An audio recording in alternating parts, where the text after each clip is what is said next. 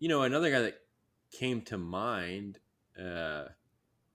Tobias Harris is, again, this is where you're talking about money, because what's he making? He's making a lot. He's making But we were talking about him. 38 mil. Yeah. Oh God. Ugh.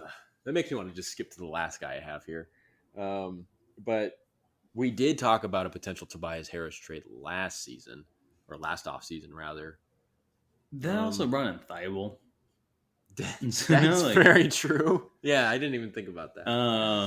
Because I was talking about trade Barnes and someone like Holmes for Harris and Thibault, just so my reasoning was you bring in Thibault as a defensive guy, and you bring in Harris, who fits Sabonis's timeline in the sense he only has 2 years left on his contract.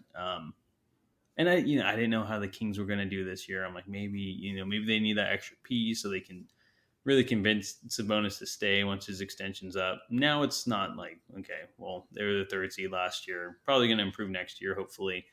I'm not like worried about Sabonis leaving. Like maybe I was, not really ever was, but yeah, you have to convince the guy to stay. But now it's kind of like Harris. I'm okay.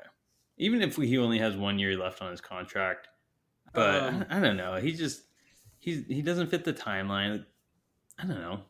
The money thing is just, I think, too big of an obstacle. Yeah, and it's really going to hinder you in free agency if you trade that guy. I don't even know how the Sixers have like him and James Harden and Joel Embiid.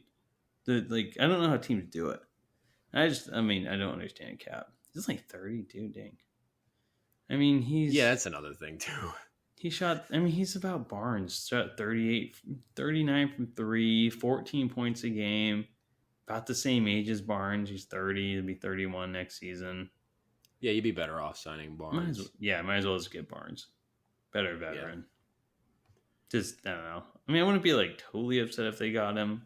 Assuming if anything, maybe, I don't know. Because, I assume Sixers are trying to get rid of him.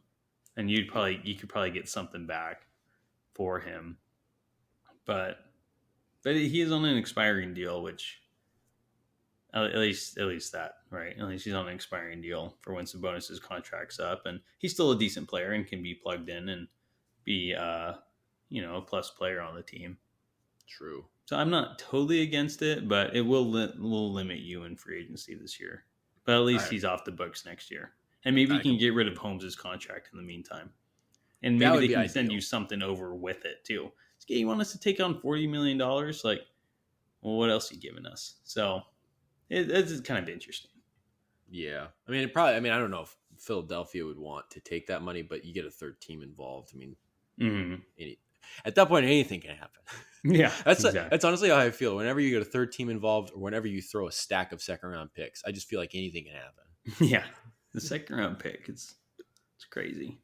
It's nuts. The value is skyrocketing. Yeah.